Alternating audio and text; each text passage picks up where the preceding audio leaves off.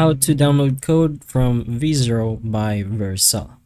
So just go ahead and log into your project account and then go ahead to your recent chat or wherever kind of project you want to download the code from. So here we're gonna enter the incredible app that we have started up, and then you're gonna go ahead right beside preview on the code section.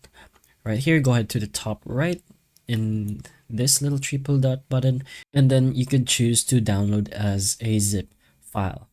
But if you want to download a specific file, go ahead here to the left. Let's say on our hooks, you can either select multiple at once and then right click and then press on download, or of course you could just do it singular and press on download on each folder as well. But pretty much depends on you and what file you're downloading or what code.